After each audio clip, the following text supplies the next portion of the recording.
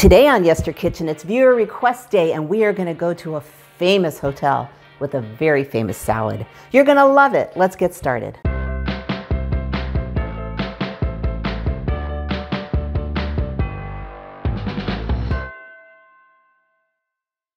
Hey everyone, I'm Jill and this is Yester Kitchen. If you're new here, welcome. It would be an honor to have you join us as we explore retro history through food. And today, we're going way in the Wayback Machine today. So today is viewer request day, and I got a request from Erin M. She wants to know, what's up with the Waldorf salad? I know, and I will tell you. So the Waldorf salad, you know what? We're gonna start this recipe first. Just get it started and you'll see why. So here in my happy little mixing bowl, I have 1 cup of, what do you call these, batons?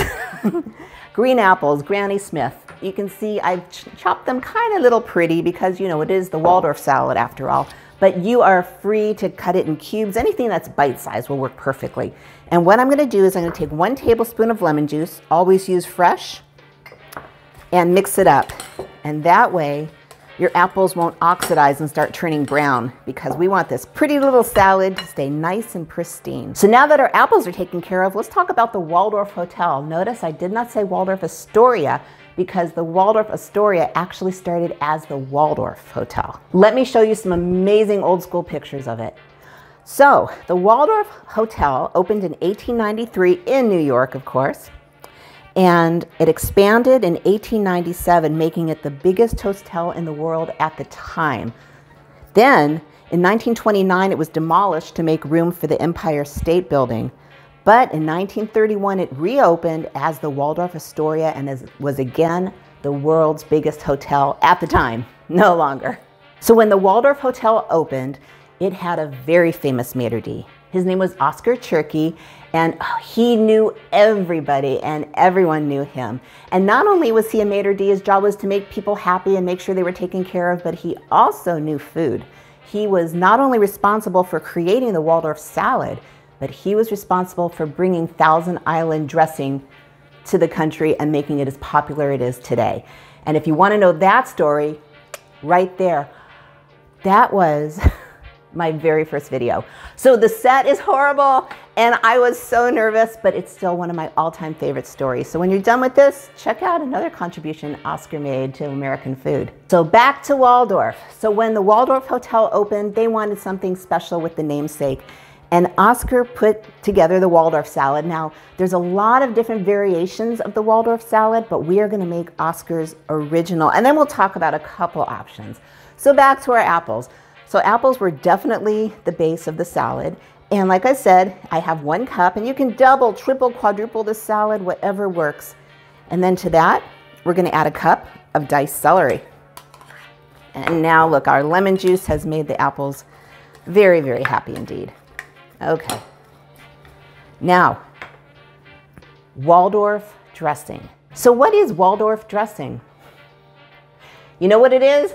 Mayonnaise, that's it. I kid you not. So to our happy little bowl, we are gonna add anywhere between 1/4 and 1/3 of a cup of mayonnaise. What I would do is I would start with 1/4 and make sure it covers everything. And if it doesn't, whoop, missed a little, just add some more. And by the way, this is not a hard and fast recipe. So if you really like more apples, add more apples. If you're not a huge celery fan, back off on the celery, but this truly is the original Waldorf, and as I'm making it, I can see that I think I added a little too much mayonnaise. But no worries, we can fix it by adding more apples and more celery. Easy. So let's talk about the traditional additions. But if you want a traditional Waldorf salad, this is it, as simple as you can get. So the story goes that grapes were added somewhere around the 1900s. So we're gonna add those because I know there's so many of you that love your grapes. And then walnuts were added somewhere around the 1920s. So you will probably want about 1/4 cup of walnuts. And I'm sorry, that was about 1/2 cup of grapes. Your walnuts are chopped.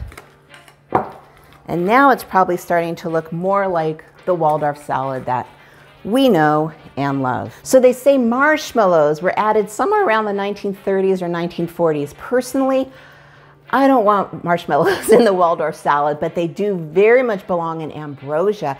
And if you want that recipe and history, I have you covered there too. But let's go back to the Waldorf salad. So this is kind of where the Waldorf salad classic, current classic as of 1900 current, kind of ends. But this salad was super popular, especially through the 40s, 50s, 60s. And it's probably because it was so easy to make. You can easily make an abundance of it, and it is very versatile because you have the Granny Smith, the tartness of the Granny Smith, and I guess the sweetness of the grapes. It kind of goes with any meat, any dish, almost any dish. Probably not fondue. Well, maybe it would. But it's just absolutely fabulous and perfect and simple. And so now all that's left to do is bring in a very pretty bowl and serve our salad. And before you start mixing, you definitely want to chill your grapes and your apples so it's nice and crisp, not crispy, crunchy. So here is our Waldorf salad. And of course, when you serve it, you want to serve it in a pretty little bowl. There you go. Look at that. Beautiful, beautiful thing. Okay, Erin, so that is our Waldorf salad and the history of the Waldorf salad. Now you can make it. What? 1, 2, 3 ingredients. Bam.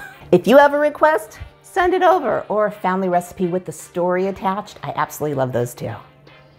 If you would like to explore more dishes from your childhood or just the past, I invite you to subscribe. I release new videos every Tuesday and Friday. In the meantime, there's some more retro dishes for you. And remember, every dish, even the classic Waldorf salad, has a story. I'll see you in the next video.